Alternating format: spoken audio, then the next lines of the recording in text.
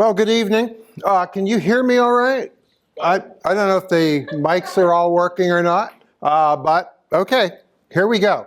So our topic tonight is from wise women to witches to Wicca.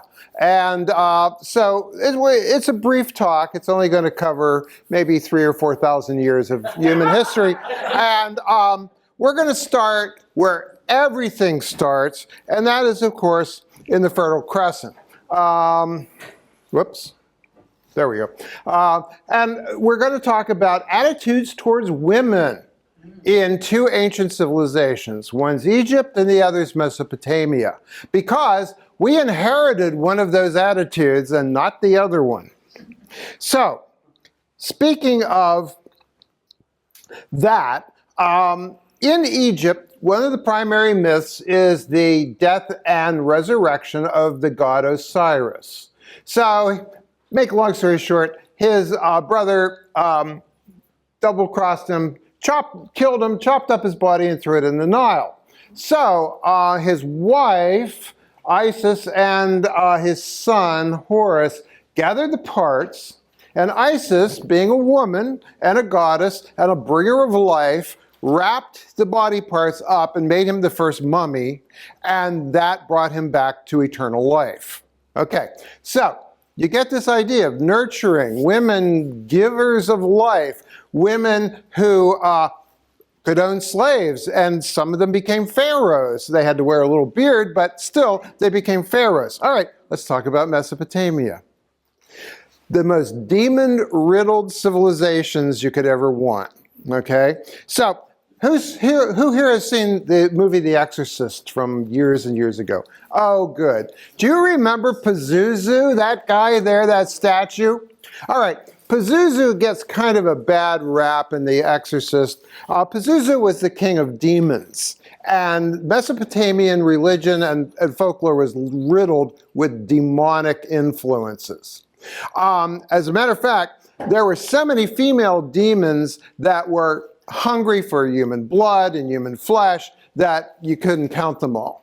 But especially when women were pregnant, these female demons would come around. So they would want to steal the baby or possess it or do some sort of nefarious thing. And the only way to keep them away was to get a stronger, more evil force. So over the pregnancy bed and the birth bed, they would put an image or a small statue of Pazuzu to scare the female demons away. And because of that, there was a sort of a mixed attitude about women in Mesopotamia. So, for example, women were, of course, nurturing. They were second-class citizens, of course, but also they were stealing the role of the gods because they were producing life. And so they were viewed with a little bit of suspicion.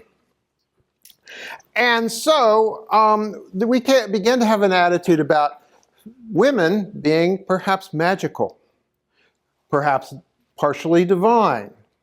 We have this idea that we're going to talk about a lot tonight called the divine feminine. And there were many examples of women who had magical powers, who could do things all throughout Mesopotamia. The Levant inherited a lot of those attitudes, that women were second-class citizens. There was no matriarchy, it was a patriarchy. And guess what? Christianity inherited a lot of those attitudes too.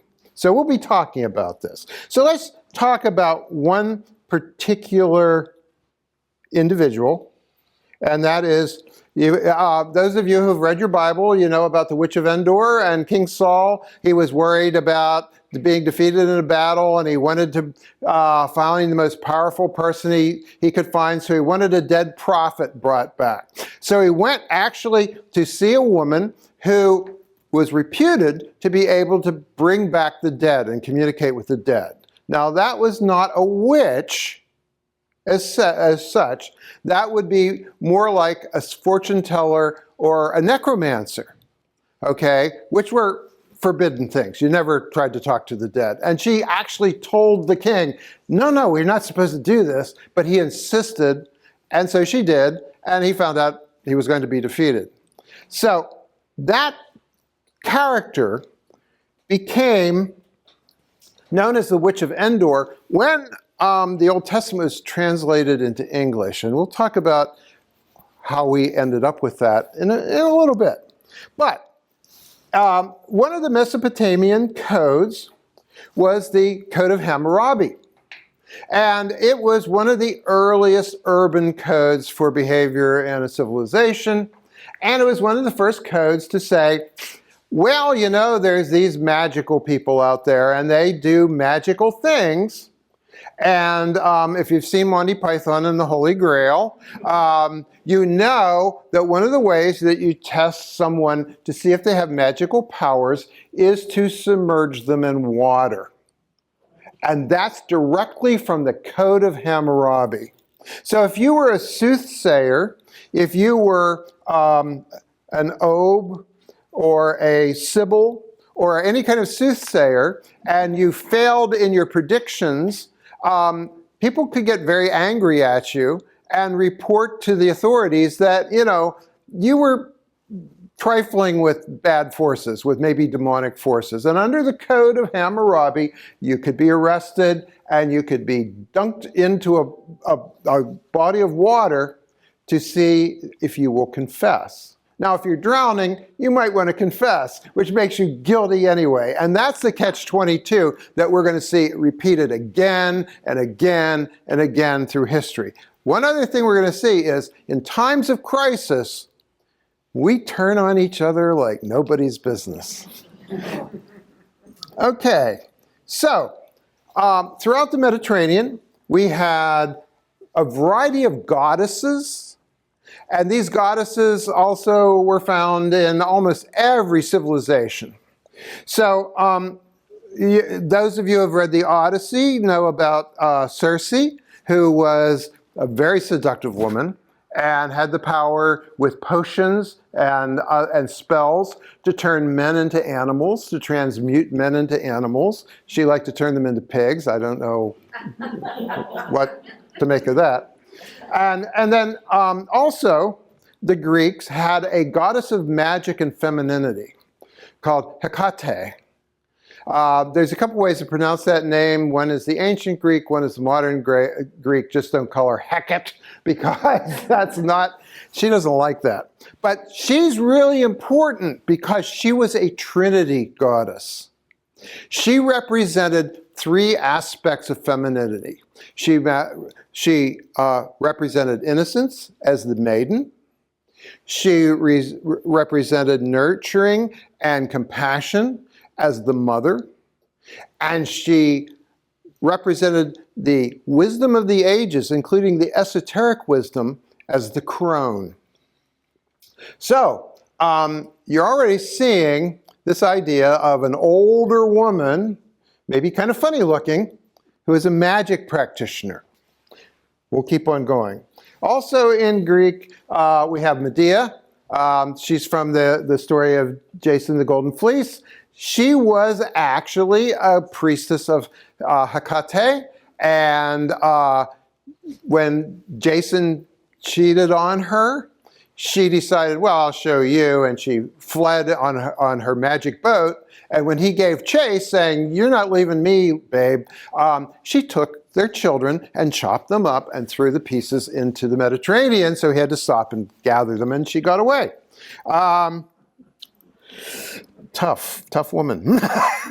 So, during times of crisis in the ancient world, you would find that on one hand, people who had abilities to see the future were rightly appreciated and praised, but people who kind of were wrong were often through civilization and crisis. For example, in the Roman world, every month started with a ritual where the priests would examine the entrails of a sacrificed animal and predict the future.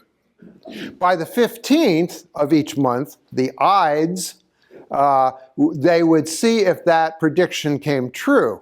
If it did, everything was great. If it didn't, everything wasn't so great, especially not for the high priests. But especially if there were sibyls and other people trying to do that, often women, they would be persecuted. The priests would maybe get fired or get yelled at, or this was during the Republic, when the emperors came in, they just kill them and get new priests. But anyway, so all over Europe, we have legends of powerful women, often goddesses, who used magical powers. We have Morgan Le Fay. Is that Morgan? Yeah, that's Morgan Le Fay. Of course, from the story of King Arthur. Morgan was his sister, maybe his half-sister. In some versions, not the version we see in movies, but in some versions, she forms a group of 3 women who both torment Arthur and also protect him. So she's actually related in a way to the Lady of the Lake. And Morgan Le Fay, Morgan of the Fairies. Okay, so in ancient British history, fairy folk were the others. They were from the other place. They were like us, but totally magical. And they could torment humans or, help them depending on their moods and how they were appreciated. So anyway, moving on. In Eastern Europe, you have Baba Yaga. Baba Yaga was sort of the archetypal witch. She had a big nose that was so big that it would scratch her floorboards when she walked around. She had wooden feet. Some people said she had metal feet. Either way, witches often have strangely formed feet. That's one of the ways you can tell them. Matter of fact, Mother Goose has a goose foot in some of the illustrations. She's a witch. So Baba Yaga is sometimes shown as 3 sisters. And once again, there's this idea of this sacred number 3 when it comes to magical women. And Baba Yaga at one point could be tormentor. She could be flying through the night in her hammer and pestle, stealing children to eat. On the other hand, a fair maiden might get lost in her home, and she might decide to help her by giving her a love potion. There are a multitude of stories about Baba Yaga. Oh, and by the way, Baba Yaga lived in a hut that at night would sprout chicken feet and walk away. So if you were in the hut and you tried to get away, you never know where you were going to be the next morning because the hut would just move from place to place. In northern Italy, we have a character called La Befana, who is now seen as a gift giver. There's a story about, the 3 wise men getting lost, of course, and they go all over the place, including apparently into northern Italy. And she sends them away, and then she's cursed to take her broom, which she's always sweeping with, and fly over the rooftops handing out presents. She's sort of a Santa Claus type figure, but she's also a witch. And in northern Italy, around the time of the Epiphany, they have bonfires. You know what they're burning? Want to guess? Witches, that's right. Okay, so throughout the centuries, every culture has had goddess characters like this. We have Rhiannon. You've heard the Stevie Nicks song, of course. In Germany, we have Grimhilde. We have goddesses, by the way, named Hilda. And one of the things that happens with these kind of characters is as the religious fervor changes from old religion to new religion, the old religious characters become demonized. And many of the goddesses become represented as being in league with the devil or demonic. And a perfect example is Frau Perchta. Frau Perchta was one of those goddesses until Germany became Christianized. Now she's seen as a witch. And by the way, that's a Schnabelperch. That's a bird-beaked Frau Perchta right there. That's my lovely wife, by the way, who did this for a Christmas talk. And she's also the leader of the Perchten, which is the spirits of the Alpine winter. The cold, the torment, the starvation, the disease, and all this stuff. One of the most minor Perchten is now the one everybody's heard of because of the revival, and that's Krampus. Okay, so it's that kind of character. So what we want to do is move into, after the Roman Empire fell, we fell into the medieval period. Okay, and these women became known as healers. Now, there were always women healers, always. They were often people who studied herbs. They collected herbs. They could create medicines like poultices and things like that. Some of them would brew good luck charms. Some of them would make love potions and things like that, which they would sell. Oftentimes, these people lived outside of the village. They might live on the other side of the hedge. You know, they have hedgerows on either side of a road, and they might be living on the other side of the hedge where they could gather herbs and gather mushrooms and gather things like that they would use. And those people became known as hedge witches. And since they were doing this, brewing this stuff in a kitchen in their little huts, they could also be known as kitchen witches, which is where we get that term from. So these people had two functions in society. They were healers. They were the person you went to when you had a problem. They were probably an older woman who lived down the lane, or all by herself, or maybe lived with her daughter, or maybe had followers who she was training and teaching her herbal methods of healing to. She was obviously treated as an outsider. Also, she would be a midwife. So once again, there's the idea that this woman would know the signs during a pregnancy, when a pregnancy was going well, when it wasn't, and they would alleviate a bad pregnancy. It was very common. And so midwives were very, very important people in the medieval period. Another thing I want to talk to you about is this is an alewife. An alewife, they're interesting. One of the ways to drink water in the medieval period without getting cholera or any of a number of diseases would be to boil it. If you had extra grain, like rye or something like that, you could crush that grain and boil it. You could let it ferment, and it became ale. Very weak ale, but ale nonetheless. And that would supply your family with a drinkable liquid that everyone drank, including the children, because it had very low alcohol content. However, if you were successful, you could take that ale to the city square on market day, and you could sell it to the other people. So the alewives in parts of Europe, and especially in England, would take their extra ale out to sell it to their neighbors. And in order to be seen, they would wear, could you stand up, please?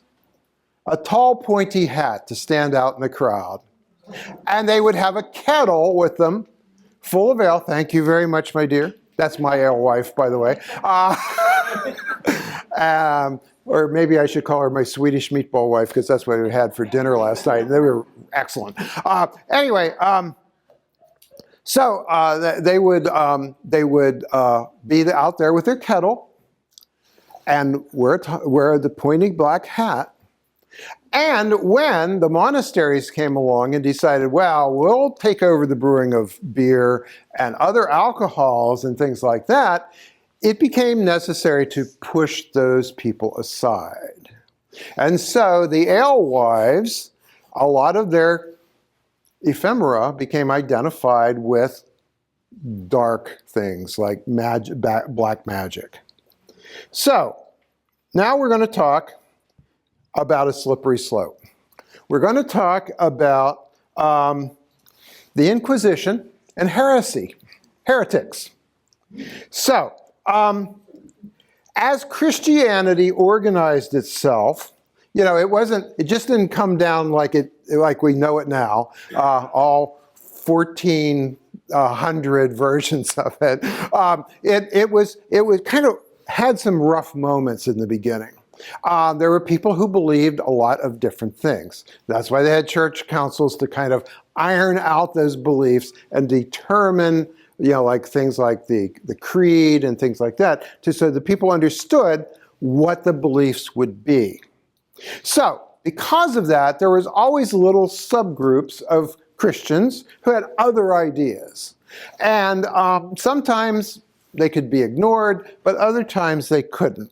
So, one of the most interesting aspects of this was there was a Jewish scholar named Maimonides, and he took the Torah and rewrote the commentaries on it, and basically started creating a modern version of the Jewish faith. The traditionalists in Europe, because they were part of the diaspora, didn't like that. So they reported him to the authorities and said, "We don't like this guy. You ought to check him out. We think he's a heretic." Well, every Jew in Europe was considered a heretic, by the way, just so you know. So several popes began to worry about the influence of these other branches of Christianity. And the one who worried the most was Pope Gregory IX. That's that rather august guy with the long white beard. And Gregory was close friends with St. Dominic and with Francis of Assisi. But St. Dominic had started his own group of monks called the Dominicans. So Pope Gregory charged the Dominicans with seeking literature that was not Christian and burning it. Now, a lot of literature from the Greeks and people like that and the Egyptians had been saved, and it was in different locations. And as they went out, they didn't kind of follow that because things were being translated into Latin at this time in monasteries. And some of these books seemed pretty interesting. So they actually started saving some of them and translating them into Latin. So that's why we have some of the works of the great Greek philosophers and people like that, thanks to the Dominicans. However, they were also charged with ferreting out heretics. So anyone practicing anything other than the designated form of Christianity by the Catholic Church was considered a heretic. And then what do you do with them? Well, you can have a trial, and if they're found guilty, you can hang them. And what about people practicing these old ways, these old religions and things like that, these old belief systems? Well, they're heretics too. So you can get rid of them as well. As a matter of fact, if you have a black cat, Pope Gregory thought that was a horrible thing. By the way, that's my black cat up there. He's quite safe. Won't let the Pope get anywhere near him. But anyway, and he said, black cats are demonic. And therefore, thousands and thousands of black cats all over Europe were burned, along with heretics, simply because of that belief. So, as we went along, the Inquisition picked up steam, and there became an appointment of a chief investigator, a chief inquisitor. If you've ever read the wonderful book, The Name of the Rose, or even seen the movie, there's a character in there, he's the chief inquisitor, named Bernard Guy. he was a real person. He really was a chief inquisitor, except that he wasn't killed like he is in the movie. He lived sadly, a long, prosperous life. And he began to write down all the aspects of how you get people to confess to heresy. You know, these tricky questions and things like that. Back then, there was a group called the Cathars, who were considered to be the worst heretics in Europe, and they were in parts of France, and they were to be exterminated. And Gui followed through on that with a great deal of glee. Glee. Anyway, followed close behind by Nicholas Emmerich, who is another Dominican, and he wrote a book, the Directory of the Inquisition. So this was basically the handbook. This is how you do it. This is how you find the heretics. This is how you get the confession through torture, and this is how then they should be executed according to their crime. So that was the next step in this. Then, two more Dominicans came along. Let's see here. Heinrich Kramer and Jacobus Spengler. They were two German Dominicans. They wrote the classic book. The classic book is the Malus Maleficarum.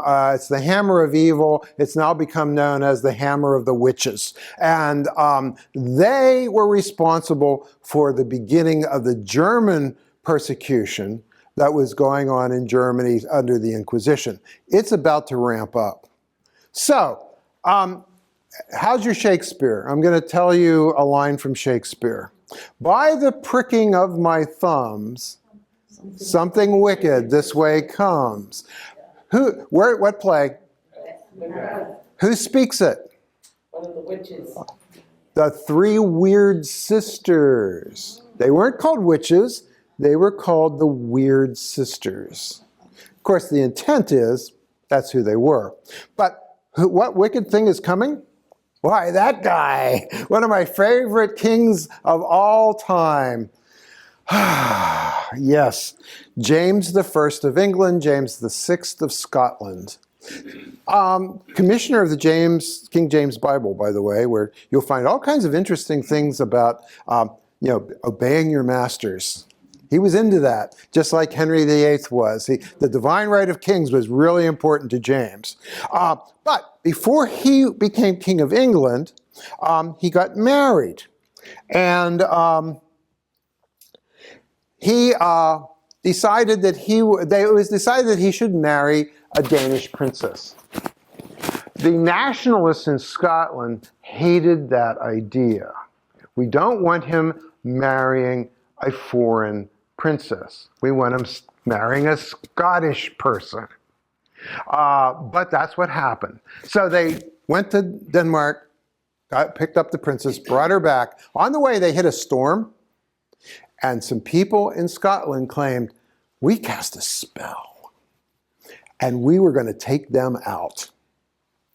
Well, instead, James took them out. He got back, and he became obsessed with black magic and what were called in Old English Wicca.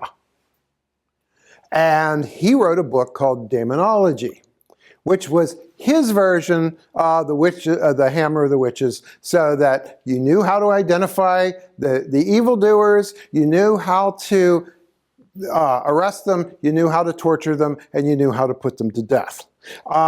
So in North Berwick, they rounded up numerous people who were heard to have disparaged the wedding, the marriage.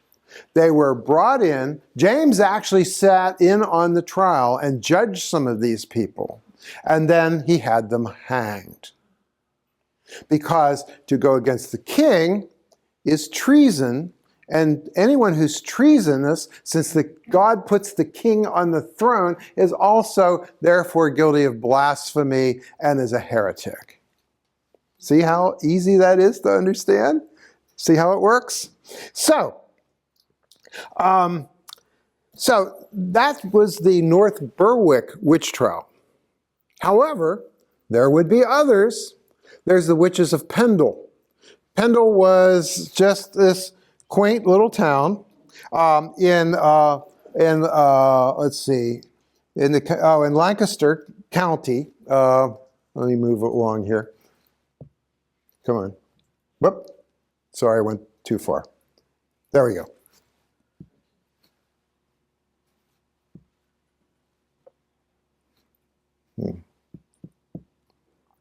Oh, we're going the wrong way. Sorry. Sorry about that.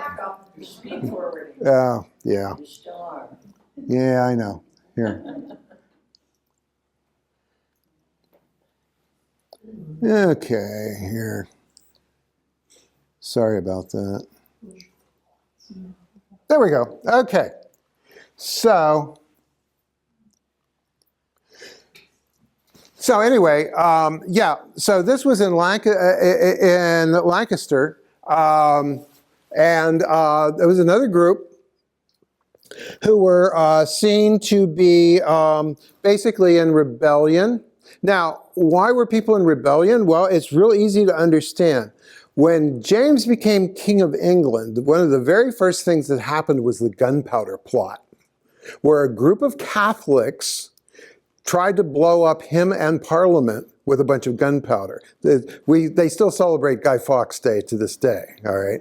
But James was more like a Scottish Presbyterian, but kind of in the middle, because his wife was Catholic. The Danish princess he married was Catholic. Also, James had a bit of a roving eye. James had a reputation for jumping anything that he thought was attractive, including some of his male courtiers.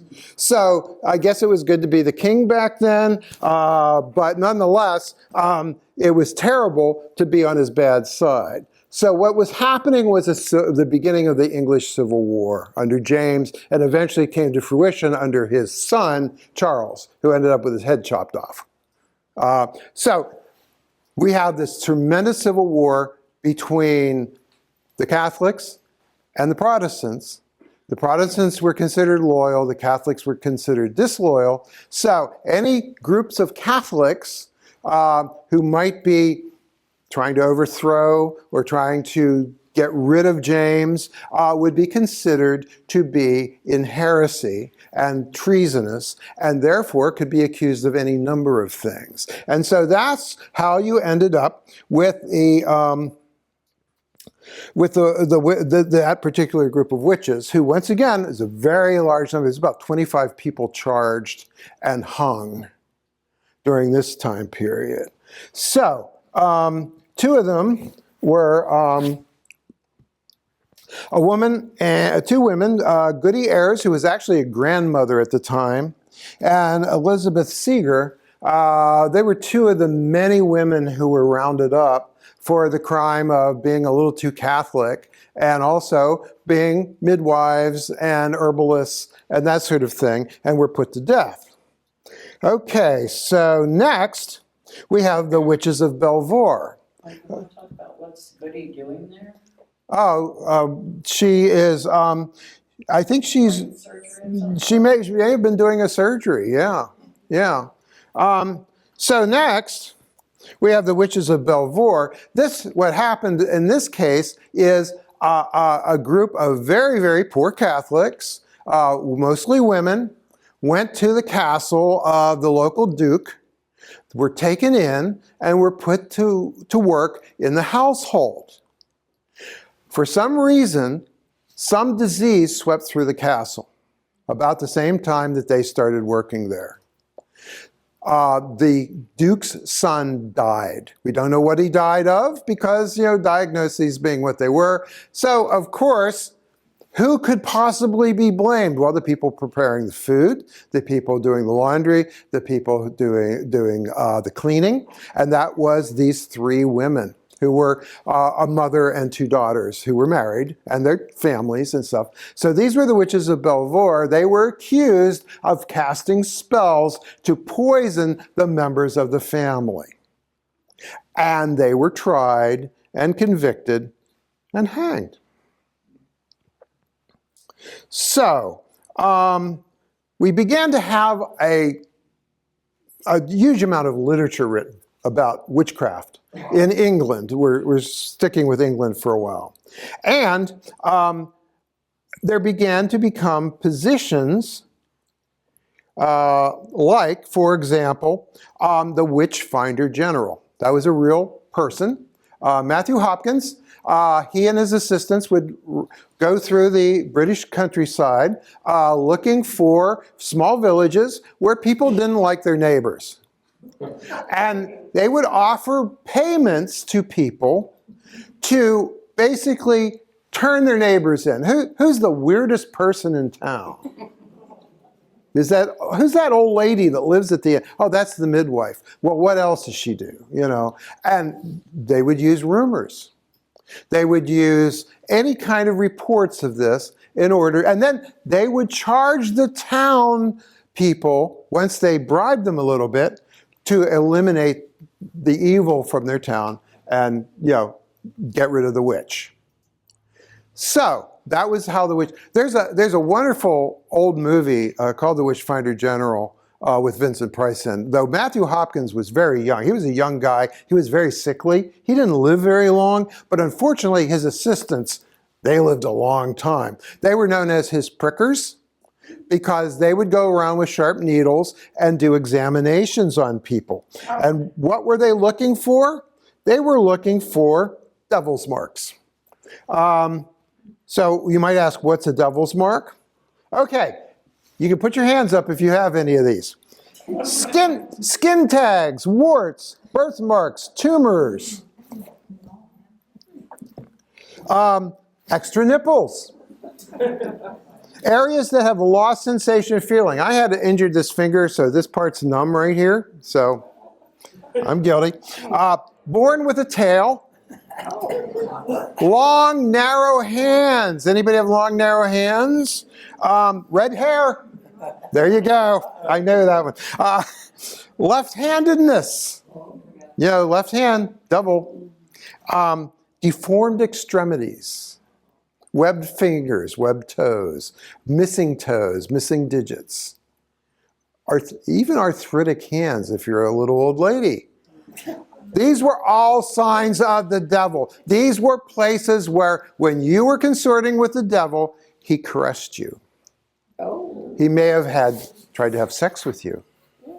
So we were examining people in very, very intense ways, in public, in courtrooms, to look for marks of the devil, or witch marks. Now, not only was this going on, but it became an intellectual pastime. Joseph Glanville, the first guy there, he wrote one of those pamphlets that I showed you before. Joseph was a member of the Royal Society of Science, but he wasn't a scientist, he was a philosopher. And he thought that the most natural thing in the world, if you're going to believe and be a true Christian, you had to believe in magic. And if you believe in magic and you believe in the devil, then you have to believe in witches. And that's one of the easiest ways to stop evil, is to find the witches and eliminate them. The next guy, Matthew Hale, was a jurist. He was a judge who presided over many witch trials. And he has a contemporary interest for us because when the Supreme Court overthrew Roe versus Wade, Alito was looking for someone to quote as far as traditional jurisprudence was. Who did he find? Matthew Hale, a witch hunter. Sounds a little desperate to me. Okay, and many well-educated religious personalities also contributed. You see the last guy here, Cotton Mather. His father increased Mather, and he eventually ended up in America. So we have the Great Hunt, and you can see the numbers there. Between 1560 and 1630, there were 80,000 accusations of being witches, wizards. Even in Germany, there were werewolf trials, believe it or not, and over 40,000 deaths. And that is a conservative idea. So, once again, you see, you have a society in crisis. You have a civil war in England. What happens? People turn on one another. Same thing happened in Germany. If you last year heard my lecture on German folklore, I talked a lot about the 30 Years' War and how it devastated the German provinces and how the people turned on each other, because that's when the witchcraft trials happened too in Germany. You can see that there's a color code there. So if it's dark green, it's less than 100. If it's medium green, it's 100 to 500. If it's light green, it's 50 to 1,000, 500 to 1,000. If it is yellow green, it's 1,000 or more. If it's yellow, it's 2,000 or more. If it is red, it's more than 35,000 people accused and executed.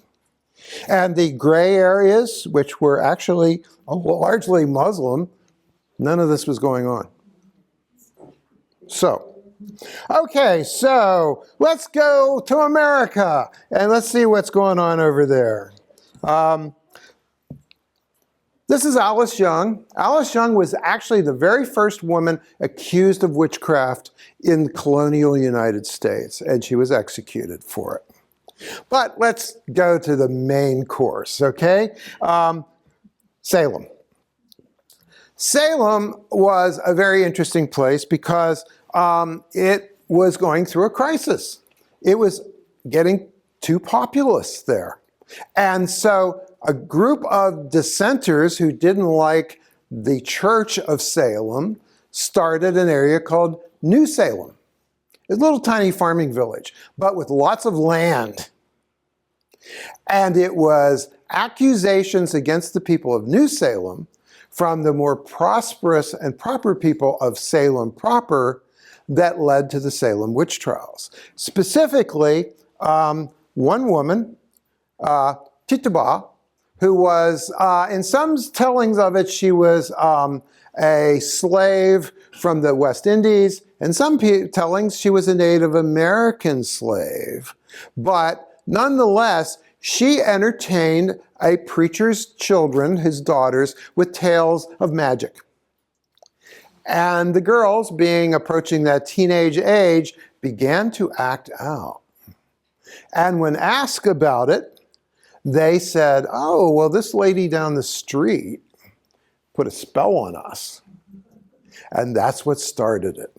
Now, one of the most interesting aspects of these witchcraft trials, and especially in Salem, was the ability to include what was called spectral testimony in the trial. In other words, if you dreamed it, it was true. If you imagined it, something put that in your head. Maybe a witch, maybe it was the devil. Spectral testimony led to people dying because it was accepted in the courts. And it got out of hand. Everybody knows about Salem and how many people died there. They were hung, of course. One man was crushed to death. He was very clever, though. He refused to confess because he knew if he confessed, they would seize his property, and he was the largest property owner in New Salem. Also, he didn't have a son. He had a daughter. And if he confessed, she would never get a dime. So he let them kill him. And she inherited his property, and nobody else got their hands on it. Okay, so it wasn't just in Salem. It was, for example, here's Grace Sherwood. She was the witch of Pungo County in the Virginia colony. She was accused of witchcraft. And of course, she was executed. In Pennsylvania, we have Margaret Matson. She was called the Witch of Ridley Creek. Now, the first settlers in eastern Pennsylvania weren't the Quakers. They were overflow from the Dutch and Swedish colonies that were around Manhattan and going up along the Hudson River. So the Matson family moved south to have a little bit more land. They were Swedes, and eventually they interacted with their Quaker neighbors, who were not too crazy to have these crazy Swedes in their midst.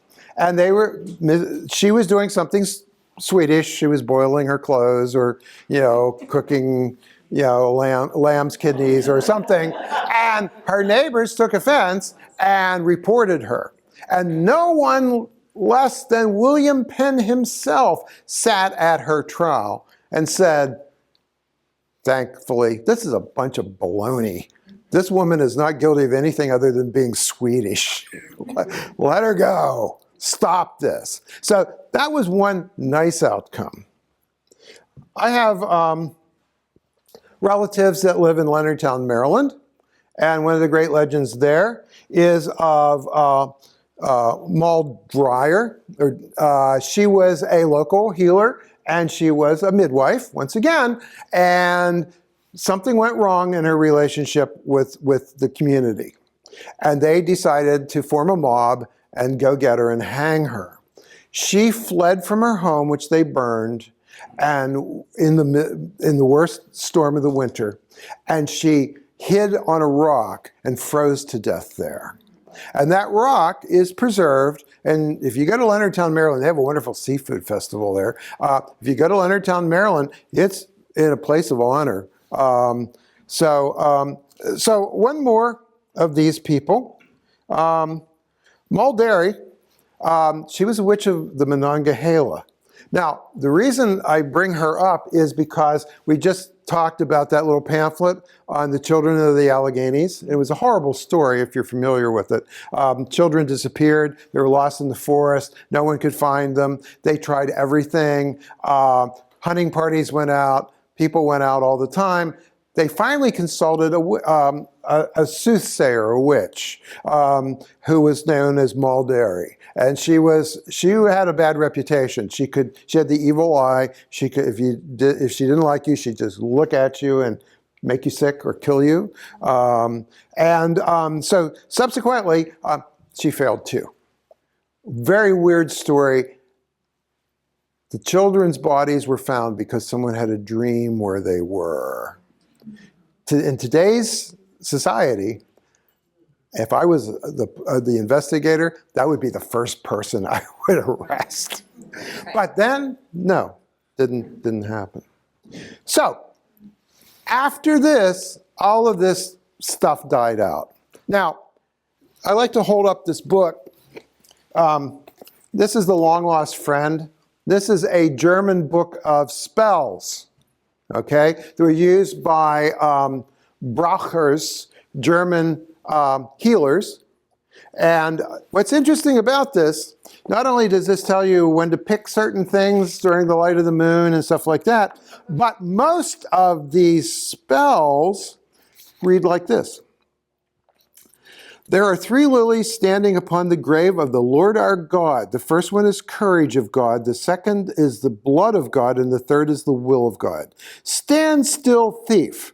No more than Jesus Christ stepped down from the cross, no more shalt thou move from this spot. This I command thee by the 4 evangelists and elements of heaven, there in the river, or in the shot, or in the judgment, or in the sight. Thus I conjure you by the last judgment to stand still and not to move until I see all the stars in heaven and the sun rises again. Thus I stop thy running and jumping and command it in the name of the Trinity. Amen. You have to repeat that how many times?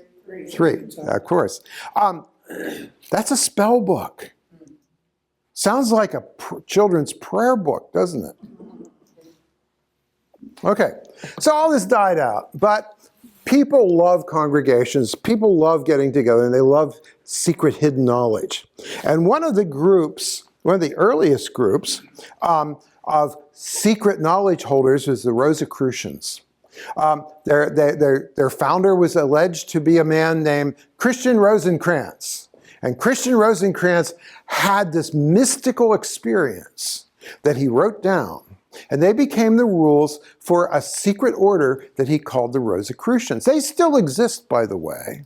Matter of fact, that terrible fire we had last year in California, the Rosicrucian Center burned to the ground. It had one of the largest collections of Rosicrucian literature in the world.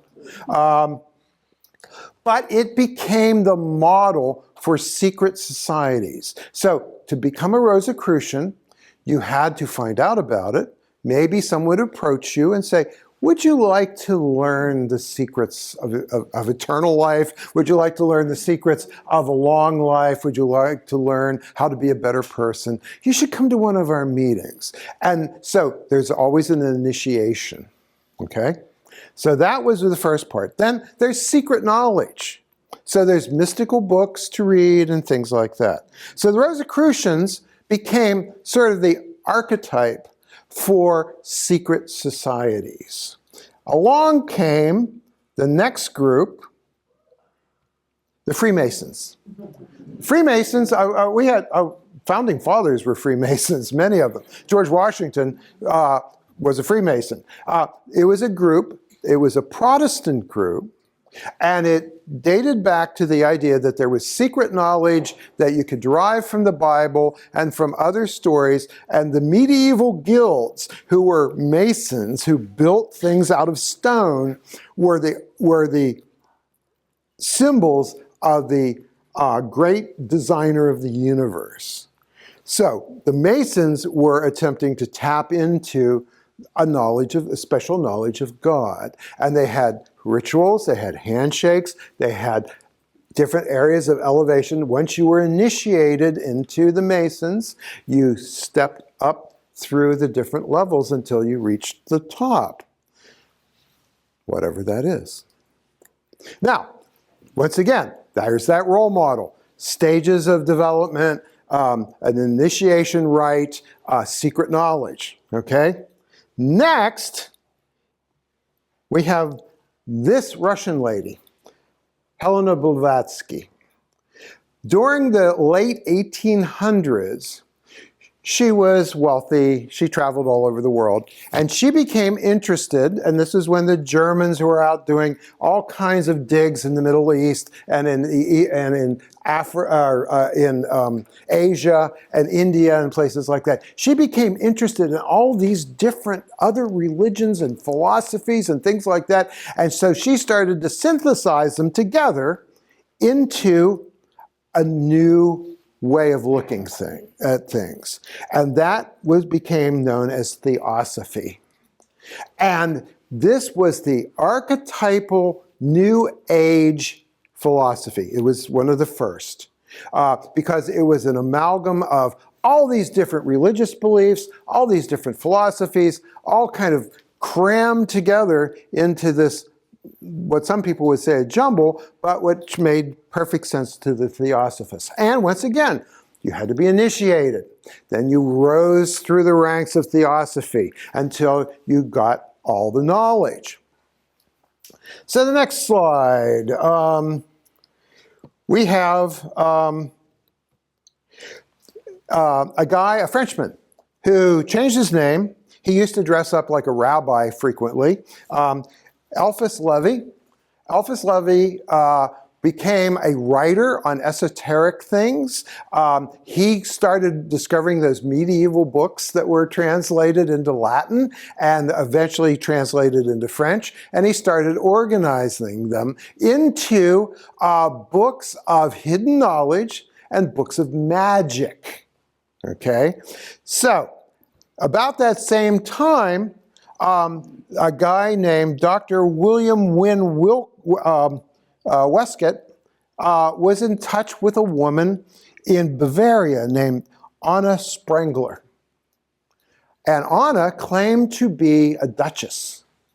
And Anna claimed that she had all kinds of, I know this is dramatic, but try to hang on. Anna claimed to have all kinds of hidden knowledge that she needed to share because she knew she wouldn't live forever. So she passed on this knowledge to Dr. Wolcott and two of his associates, who founded the Hermetic Order of the Golden Dawn in England. So this was, once again, you had to be initiated.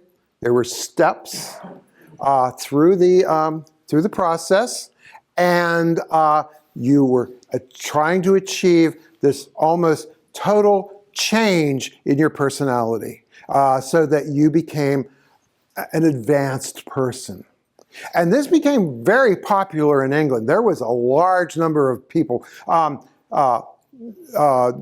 Yeats, the poet, was a member of the Golden Dawn.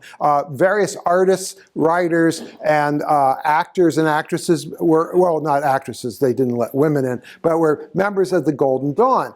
And there was only one small problem. Anna Sprenger didn't exist.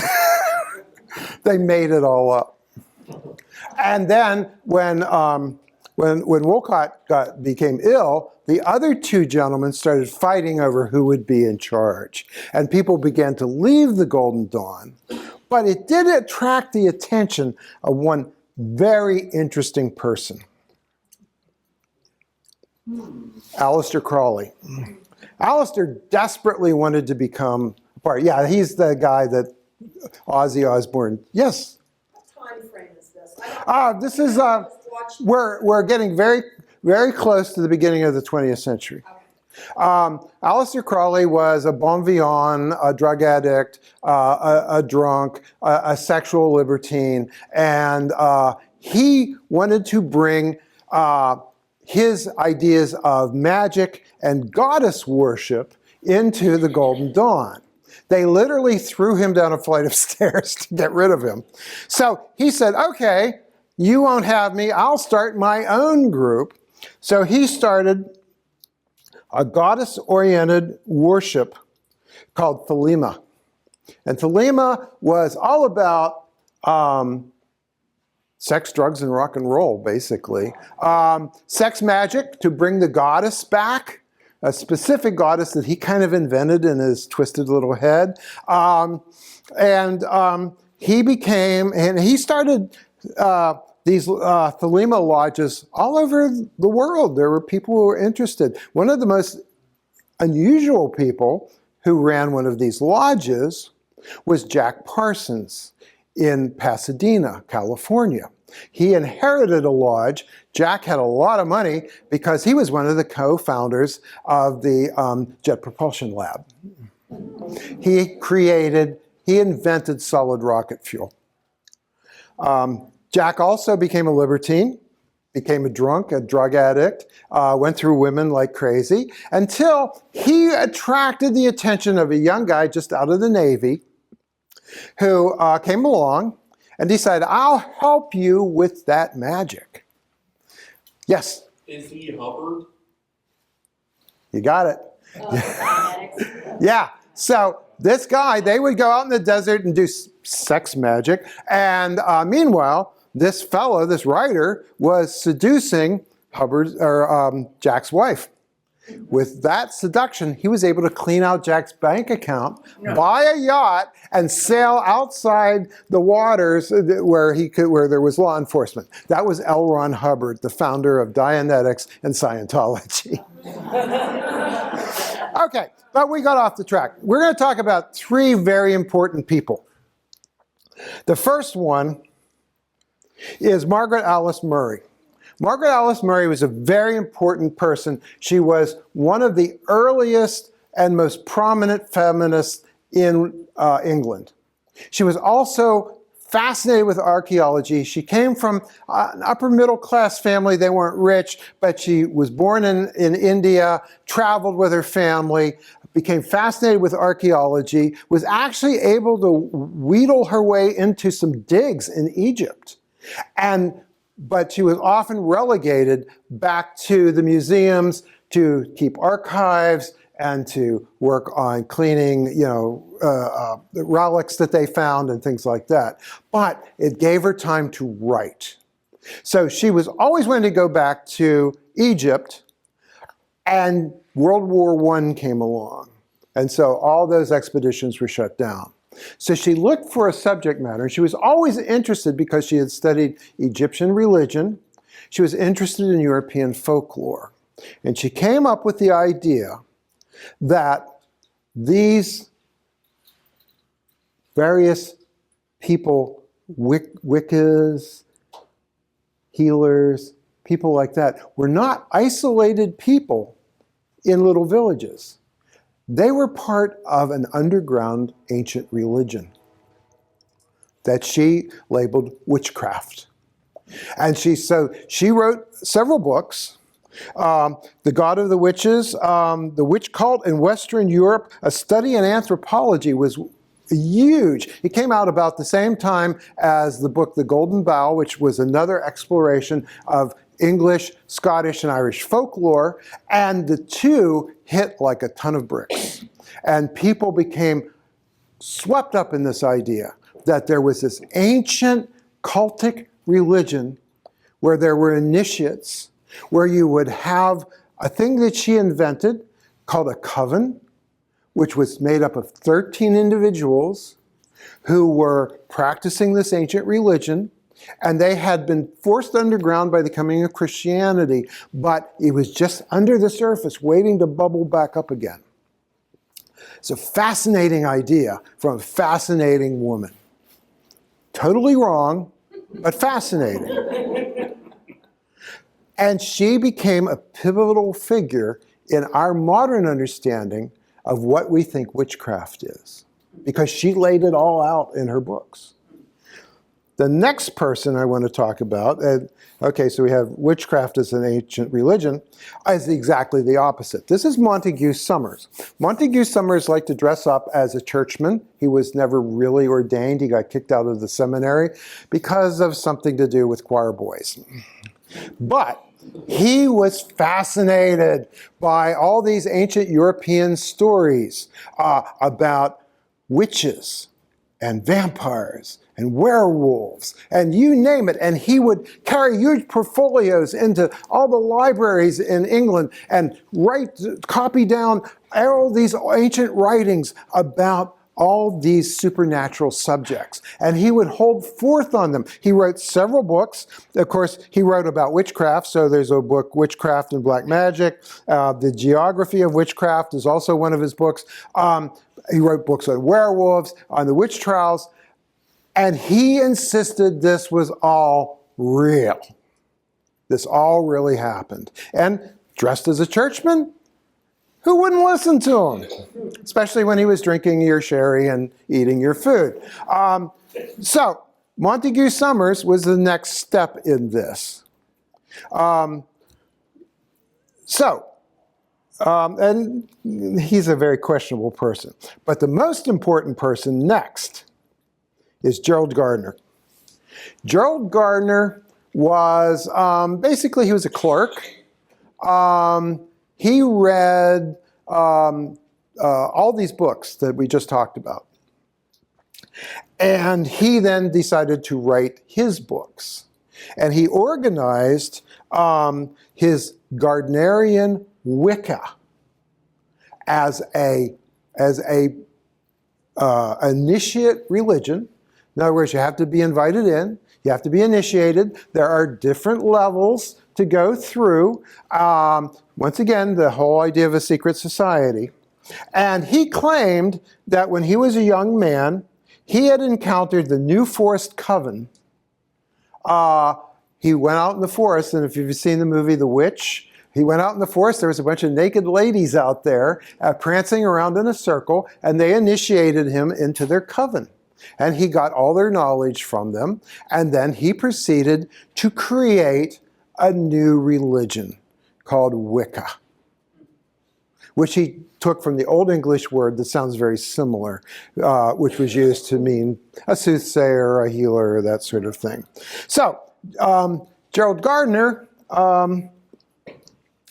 started this up, and I always loved this picture. You saw what he looked like, right? He had the long goatee and the swept up hair. He looks kind of magical and wizardy, and this old geezer prancing around a meadow naked with a bunch of cute young women, you know.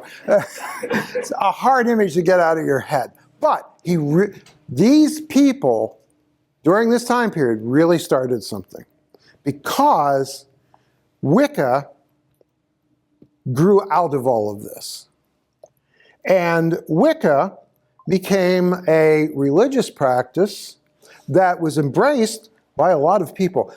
There are there's 1.5 million practitioners of forms of Wicca just in the United States alone. That's like almost 3 times the number of Presbyterians we have in this country.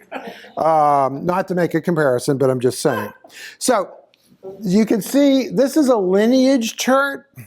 So the green here, wait a minute, I got to go back.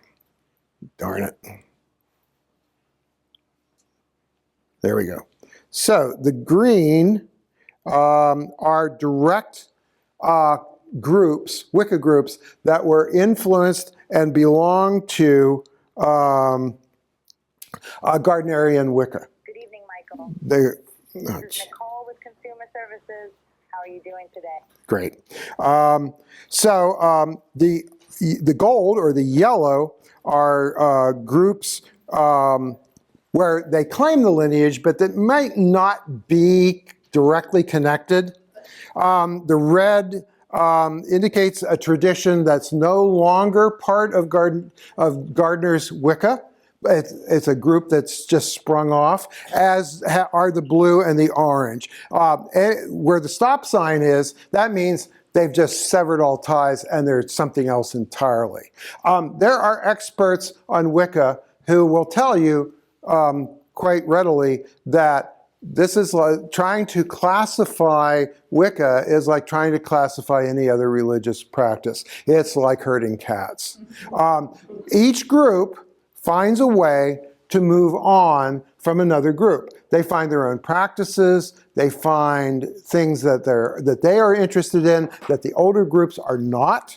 There's a whole group of Generation X witches and Wiccans that are creating a whole new group of these practices and these covens that are, you have gay Wiccan groups, you have feminist Wiccan groups, you have lesbian Wiccan groups, you have politically aggressive Wiccan groups, you have groups that want to drop out of society, you have groups that want to infiltrate society and take it over, you have groups that will meet in other groups simply because they want the social exposure. For example, some of you here, I know, are members of the Unitarian Universalist group. There's a saying, if you want to find the witches, go to the UU, because that's where they're hanging out. Because of that, the Wicca and these allied groups and their offspring are spreading, continue to spread. Now there's going through a slight condensing right now, but it will continue to spread as people find new interests to incorporate into this. And once again, we are social creatures. You know, people go to church because they like the people. Not necessarily the preacher, but they like the people. And so, and we're social groups, and these are social groups. There's environmentalist groups that are Wiccans and things like that. So, isn't it nice that we live in a society where all this is tolerated? Nope. This gentleman is starting churches. He's a self-ordained minister. He's starting churches all over the United States. Our Secretary of Defense belongs to one of this guy's churches. He doesn't think women should vote. He thinks women should be at home raising kids, which is, I mean, there's nothing wrong with that, with raising kids. I mean, I have a grandson who's raising a great-grandson, but they both do it, you know. They work together. It's not just the woman's job. But this guy is, well, I have my opinion. I think he's pretty toxic, but, you know, but right now, he's the man of the hour. So, once again, hopefully we won't see books like Demonology and the Malus Maleficarum come back, but you never know. You never know. So, that's our talk. Thank you. It's been long, I know that. It's now 8:30 Thursday morning. But thank you for coming. Thank you for listening. I hope you learned something. Anybody have any questions?